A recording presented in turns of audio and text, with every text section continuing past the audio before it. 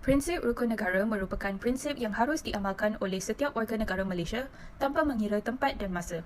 Terdapat 5 prinsip rukun negara iaitu kepercayaan kepada Tuhan, kesetiaan kepada raja dan negara, keluhuran perlembagaan, kedaulatan undang-undang dan kesopanan dan kesusilaan. Antara 5 prinsip rukun negara tersebut, kami telah memilih prinsip rukun negara yang kelima iaitu kesopanan dan kesusilaan sebagai topik utama dalam tugasan berkumpulan.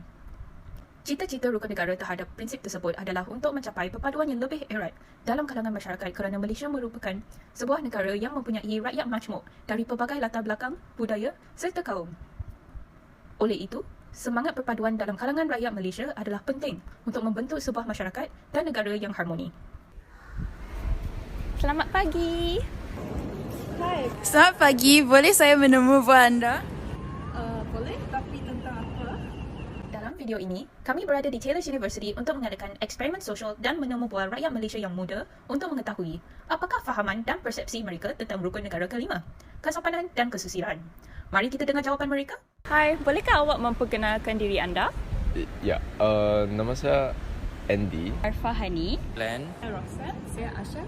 Saya orang Cina berasal dari Johor.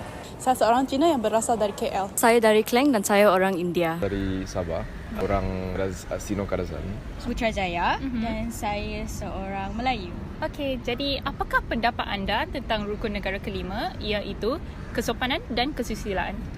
Saya rasa kesopanan dan kesusilaan adalah sangat penting untuk rakyat Malaysia supaya kita dapat saling hormat-menghormati antara satu sama lain tidak kira bangsa.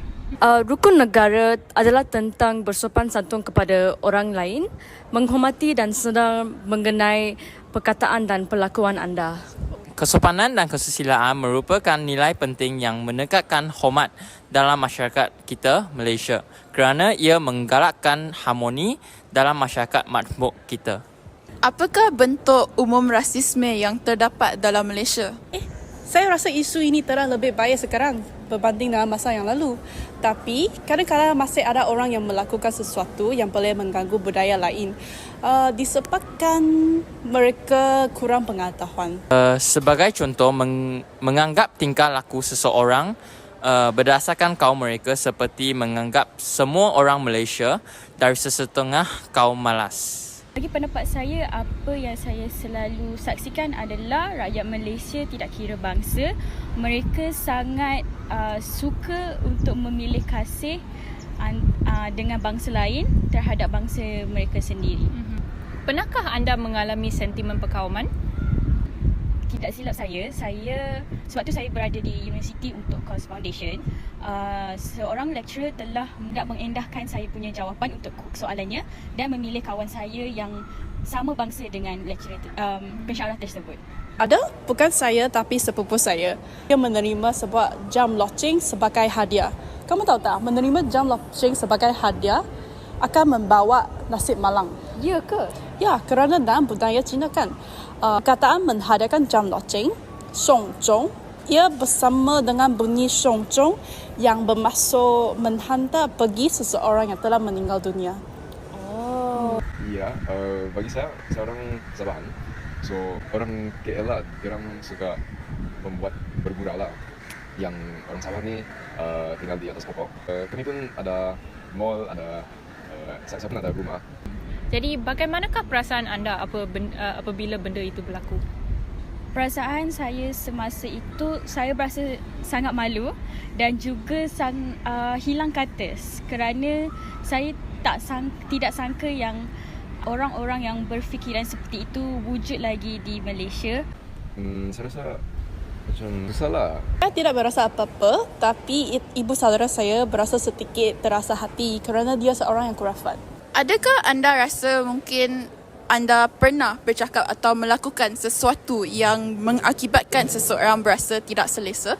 Ya, saya pernah. Apabila saya ingin memberi hadiah kepada kawan saya Adam, saya memberikan dengan tangan kiri saya. So, selepas itu saya baru belajar bahawa memberikan sesuatu barang menggunakan tangan kiri dianggap tidak sesuai atau kotor mengikut budaya Melayu. Ada mengatakan sesuatu yang sangat sensitif untuk bangsa lain, tetapi saya tidak sedar akan tahap sensitiviti topik itu. Jadi selepas perbualan ini, apakah pendapat anda tentang kesopanan dan kesusilaan? Saya memahami dengan wujudnya rukun negara yang kesopanan dan kesusilaan, karena kami orang Malaysia, so kami mesti bersikap baiklah terhadap semua orang. Saya berasa perbualan ini telah memperkukuhkan kepentingan mengenai kesopanan dan kesusilaan dalam memupuk hormat dan persefahaman. So, menggalakkan inklusiviti serta mencabar stereotip untuk membentuk sebuah masyarakat yang saksama. Pendapat saya rasa kesopanan dan kesusilaan adalah sangat penting untuk rakyat Malaysia supaya kita dapat menjadi lebih peka terhadap sensitiviti kaum kita yang berada di Malaysia dan juga dapat saling menghormati antara satu sama lain. Okey, terima kasih, itu saja. Okey. Sama-sama. Kesimpulannya, janganlah berburuk sangka terhadap budaya kaum lain dan kita patut saling menghormati semua jenis budaya dan kaum untuk memupuk perpaduan antara kaum. Jika anda tidak memahami budaya kaum lain, tanyalah mengenainya dengan kelakuan yang sopan. Terima kasih kerana menonton video kami.